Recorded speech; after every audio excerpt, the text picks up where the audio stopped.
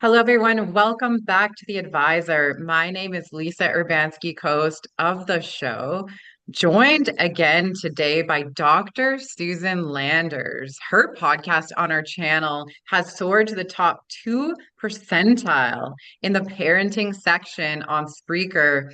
And her podcast is now featured on their homepage. So you're going to want to pay attention to what Susan has to say. Susan is a baby doctor with decades of experience caring for the tiniest and most vulnerable patients.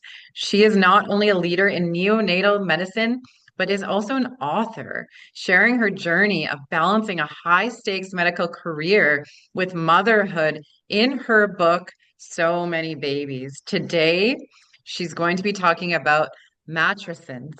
And I'm probably not saying that well, but she's going to explain what that is and everything to do with it. Before we get started, I want to thank Spreaker and iHeartRadio, and to our listeners and our fans. Thank you so much for watching and listening. Before you leave today, please do not forget to like and subscribe. It is really good to see you. Thanks, Lisa. Good to see you too. That Did I word say is that word pronounced correctly? matrescence, not Matrescence. a matrescence. It kind of rhymes with adolescence. And it's a lot like adolescence. It's this really emotional, physical, and behavioral change that women go through when they become mothers. And so it does matter to moms to understand what's happening to their bodies. And this particular episode will be really good to share with young mothers, new mothers, anybody anticipating being a mom. We have so many identities in our lives. We grow up as little girls and we're either good or naughty, and we're either athletic or not. And maybe we make friends easily, maybe we're shy. And as girls, we develop these identities. And as we get older during adolescence, that identity gets shaped more and more. And we learn how to pick friends and boyfriends or girlfriends. And we begin to pull away from our parents and become independent. Some of us rebel greatly, others of us sort of sneak away. But we all know that this transition from being a girl to being a teenager or an adolescent is a big deal. And then we become young women, and all of a sudden in our 20s, we are looking for a job. We may be in or out of college. We're beginning to have relationships with men, lovers. We become lovers, and we become committed to some of our partners. Career and work and making money become more important to us. And for young women, our peak brain capacity occurs at about age 22. Our prefrontal cortex maturation, the part of the brain up here that helps us organize and think and plan and carry things out, that really doesn't mature until 25 to 29 years old in women. So in our 20s, we're sort of playing at keeping house and having an apartment and holding down a job and being responsible with our money. And we've all been through these stages. You're nodding your head, and I know everybody listening has been through these stages. Then our 30s, usually, we sort of go to say to ourselves, isn't there something more? I mean, shouldn't I be getting married? Shouldn't I be in a committed relationship? Shouldn't I be thinking about a family? And for me, this occurred pretty late because I had to finish my training before I wanted to get married. I didn't get married until I was 34 years old, and I already had a career and I was making money and had my own apartment. But I really felt like something was missing. And a lot of us feel that way. It's hard to put your finger on it sometimes. Like, what else do I need to do? Should I be married? Is that the normal thing to do anymore. I'm not so sure about that. That's a whole nother conversation. Um, and do I want to have a baby? Now, you know as well as I do that a lot of young women are having children without getting married. A lot of women are choosing to be single moms. And my hat is off to them because that is a tough road to go down by yourself. But the average 30-year-old woman is going to get married. Half the time she'll end up being divorced, but she's going to get married and she's going to make plans with her new husband. And her plans include becoming a mother. And so that's what I want to talk about. All of us, for the most part, think about committed relationships. And we think about having a baby in the context of what our mother did with us or for us, and maybe what our mother figures in our life did with us and for us. When you think about being a mother, Lisa, you're probably thinking about what your mother was to you and what your aunt and your grandmother and other people in your life who mothered you, right? 100%. Yes. I can Yeah. picture myself as a child right now with my mother. Yeah, exactly. And so we enter being a mom with those notions in our head. It's sort of like our imagination puts that image of being a mom there. And then we get pregnant, either planned or unplanned. Let's just say the average young woman gets pregnant. She wants to be pregnant and she's excited about having a baby. And she starts thinking about, oh, how am I going to take care of the baby? What do I need? Getting the supplies, reading a book, going on the internet, watching YouTube videos, whatever we do to try to prepare ourselves to have a baby. And what I wanted to let young women know is that when we get pregnant, certain things happen in our brain and you don't even know they're happening. And now there's some really cool science, some research that has delineated what's going on from the beginning of pregnancy until about 2 years after we deliver. Parts of our brain, gray matter, change and they reduce. And in certain areas of our brains, they reduce brain content more than other areas. And then we have these neural connections, nerve connections that change in our brain. And the connectivity is called plasticity. We actually grow new connections.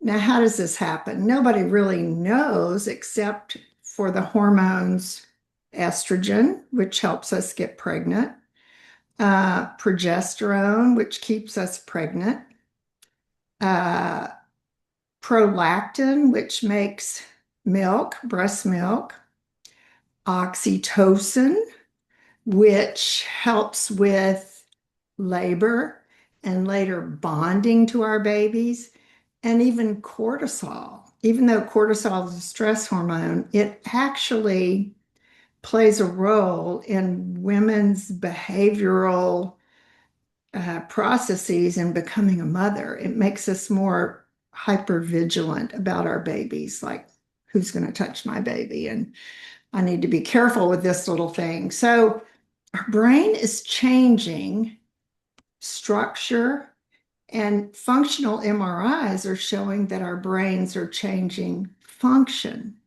Certain areas are less prominent in their activity, and other areas become more prominent. The areas of social cognition, the areas that control empathy, become more prominent.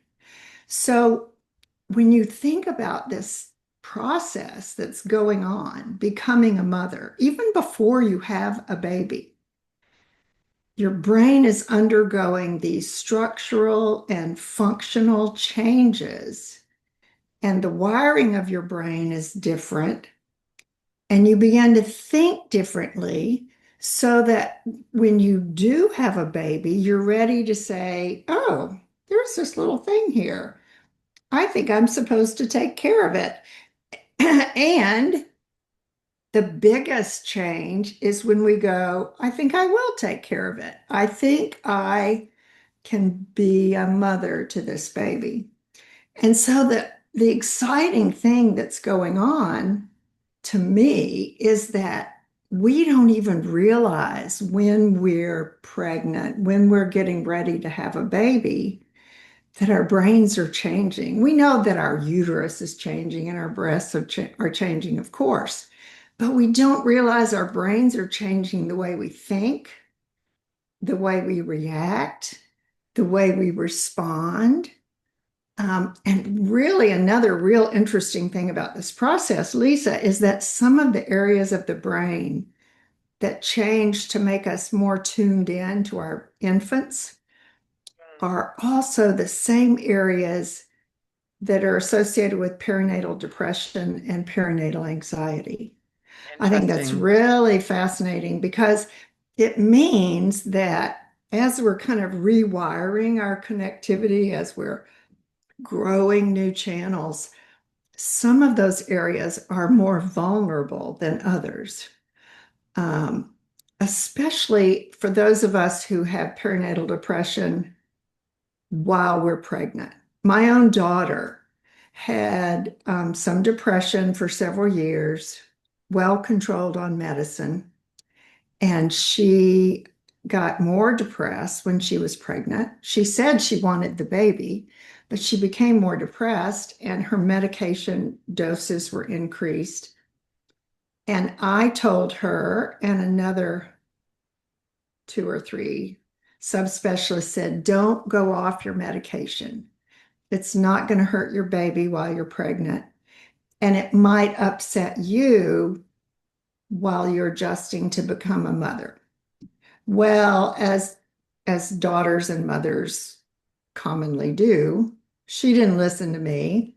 And she was seeing a psychiatrist who said, I think it's okay to go off your medicine. She went off her medicine while she was pregnant. And when she had the baby, she had very severe postpartum depression. It scared me because she didn't want to take care of her baby. And we put her back on medication, even though she was breastfeeding. She was on a medicine that was perfectly compatible with breastfeeding. And within 2 or 3 weeks, it was sooner than the 6 to 8 weeks we normally wait for medications to work. Her depression had settled down. She looked at her baby like, oh, I love this little thing. I remember as her mother, as the grandmother, I was so worried because I was down there Yeah. helping her since she acted like she didn't want to take care of her baby. And then she finally just, oh yeah, I think I love this little baby. I think I'll do this. And she was pumping her breast milk and holding the baby and doing all those normal mothering things, where you just look in their face and go, oh my God, I can't believe this thing came out of me. And so that was a story that kind of went awry. Her story went awry during pregnancy and after the delivery. And then she got back on track with medication. And I think it's so interesting that this whole notion of how our brains change when we're pregnant and when we have a baby. And for the first 2 years, those areas that change are the same areas that light up when women are depressed or anxious. Wow. And so it's really important to understand that it's not just hormones that make people depressed or anxious. It's parts of their brain that are activated, that are playing more of a role in their behavior, that are confusing their thoughts, that are um, being manifested in their emotions. And I think that notion of the parts of your brain that get restructured and change function when you have a baby are the same parts that are susceptible to something going wrong. I don't, have you known anybody that had perinatal depression, either Yeah, during pregnancy or right after? I've known some mothers, really good friends of mine, who felt they felt like they were rejecting their baby. And Oh, they that's so didn't want, tragic. Yeah. yeah, they didn't really want to look after them. Um, but exactly what you're saying is, they're working with their doctors and getting on a medication and working through that is how they work through that. But it took 2 to 3 weeks. Ah, yes, 2 to 3 weeks at least. There's a lot written these days about postpartum depression, and that's a good thing because when women and their partners can recognize the symptoms, they can get help. Medications are commonly effective in postpartum depression. And postpartum depression occurs in 1 out of 8 women. It is very, very common. It is the most common complication of childbirth. Now, back to matrescence, this period, this developmental stage of becoming a mother. The thing that's also really neat about it is that it lasts for about 2 years. We all know the first few weeks are the hardest. We don't have enough sleep. We might not have enough help. We're exhausted, too many visitors, too many phone calls, the baby's crying, we're not quite sure we know what we're doing. And that's a process that takes us some time to figure out. Some animal studies have shown that the more time mom is with her baby, the better she figures out the baby's cues. Newborn cues are so crucial. And a lot of us, again, we weren't raised in a village where we saw lots of women taking care of babies. So when we have our first baby, most of us are sort of like, oh, okay, a baby. Well, I don't really know that much about babies, and I'm going to try to learn. Newborns give cues to their mother. I feel so strongly about how women can learn to read their newborn cues that I've written a little book about it called Newborn Nurture. And it's all about newborn cues and what they mean and how moms and dads can uh, understand what they mean and interpret them and provide the care that the infant wants to get. For example, if a baby is crying, everybody thinks, oh, it's hungry, right? And you try to feed it and it doesn't want to eat, or it's dirty, or it's wet, and you change the diaper and that doesn't make a difference. There are ways to tell if a baby is crying from overstimulation, from fatigue, from hunger. And so being able to read newborn cues helps parents to know how to respond to their baby. And this process of becoming a mother takes up to 2 years. It's not just a newborn, infant, 3, 4, 5, 6 months old, crawling, walking, toddling. And you hear a whole lot about moms of toddlers being at the end of their rope because toddlers are so hard to take care of. They're still in that process of becoming mothers. And they're a different mother to their 2-year-old than they were to their 2-week old. Now, think about that. Your friends acted differently with their 1 month old baby than they did with their 1 year old baby. Oh, They yeah. might not have gone out of the house with a 1 month old, but with a 1 year old or 1.5 year old, they're out in the stroller, they're in the park, the baby's crawling in the grass, and everything's great. So again, our brains are adjusting. and adapting so that we learn to read the cues that our baby gives us and give them what they need. Now, for moms like me who worked a lot, that's an opportunity to feel mom guilt. There's just no way around um, saying that people who have to go back to work at 4 weeks or 6 weeks or 8 weeks feel bad about leaving their baby. And it's a psychological thing. It's not just us being weenies, it is literally hard to separate from a newborn that you've bonded to, that you're attached to, that you finally learned how to take care of and you know how to read their cues.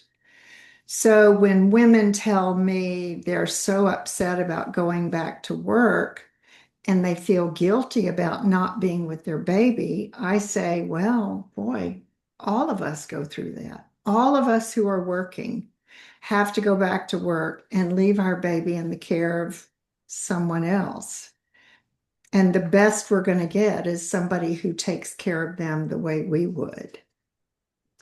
So, this whole process of becoming a mother is about changes in our brain. It's about hormones. It's about neural connections. It's about learning to read the cues of our baby. And we haven't even talked about asking for help and getting help from your partner, your husband, other people, but just primarily the mother. Her job is so crucial during the first minutes after birth until about 2 years of age. She is learning to read this baby, to read this child, to understand what they're trying to say long before they can ever point or talk. And I think it's just a process that is just amazing. That is amazing. Oh my gosh.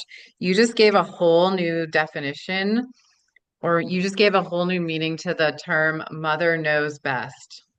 Ah, I like that. Yeah. And you know, in medicine, there's another term that's very similar.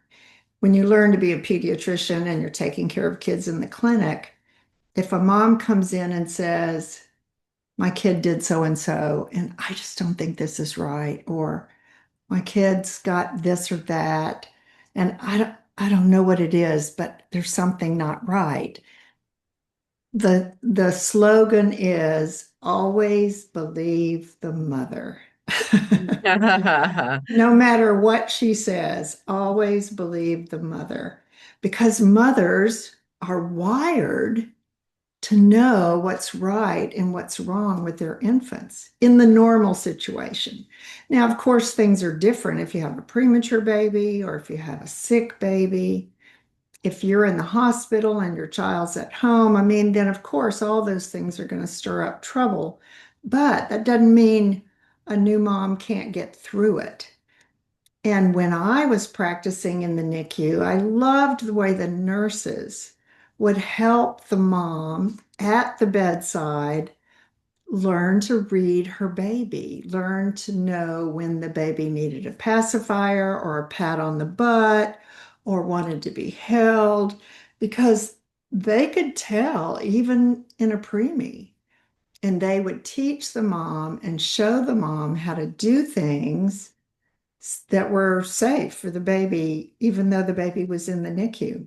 And I loved watching that. I thought that was so neat because they were literally helping her make up for missing that part of the original bonding and the original process where moms attune to their babies. That's beautiful. Yeah. Something clicked in my mind when you were talking about that mothers know, listen to the mother. I used to babysit, and there would be notes on like if the baby does this, it typically means this. And one time I couldn't figure it out, and I called the mom, and she said, she wants her Elmo toy. And so I go find this Elmo toy and I give it to her. And sure enough, the baby stops crying. And I was like, Right. holy smokes, just by listening to the sound and the actions and what she was doing, like the mom knew what toy Yeah. she needed. It was absolutely fascinating. And man, I can't imagine being in the NICU and seeing that type of work and seeing mothers being able to connect with their little one. That must have been so beautiful. Oh, it was. It was. Especially when they got older and bigger and could tolerate being held more. A nurse would say, try giving him just a little jiggle. He really likes a little jiggle. And because you're Oh, scared to do that with a preemie, and then he might be fussing, and the mom would give him just a little jiggle, and he would initially settle down and snuggle mm. into her. And it was just so wonderful to watch. So even when that process is interrupted, even when becoming a mother is is met with a roadblock or a detour, we can get past that because there are people who can help us learn how to read our baby's cues, help us know how to recognize what we're looking at.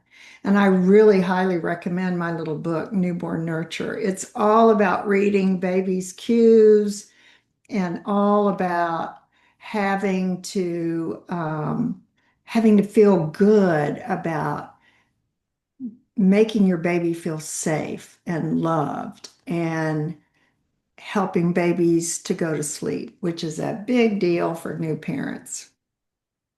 Where can people find your new book and so many babies? My new book, Newborn Nurture, is on my website, susanlandersmd.com. I have a book there too about late preterm infants, those who are born at 34 to 37 weeks. They're a little different from full term babies, and they sometimes confuse their parents because they look like they're full term, but they don't feed well and they have breathing pauses and they're really sleepy and their tone may not be good. And so I wrote a book about that too. Both of those ebooks are on my website, susanlandersmd.com.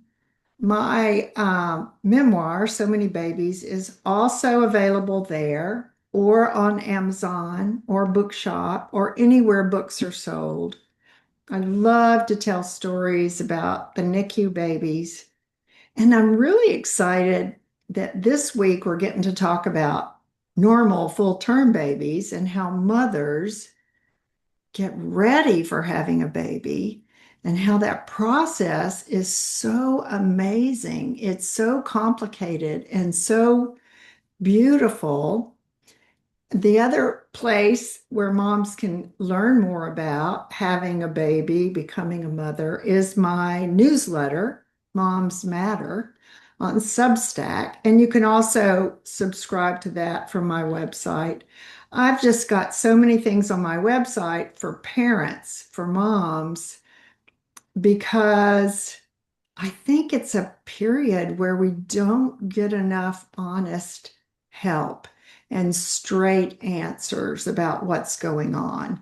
And so I write on my website and in my newsletter about things that really matter to moms and things that'll help them be feel good about what they're doing. Amazing.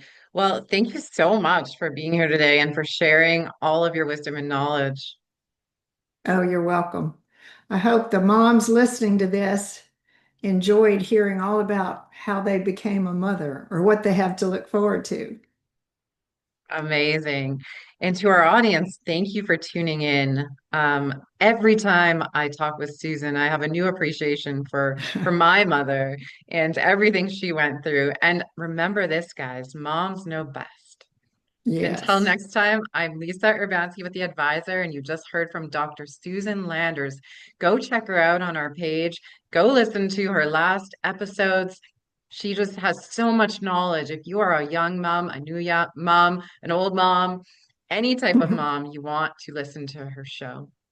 Bye for now. Bye. Thanks.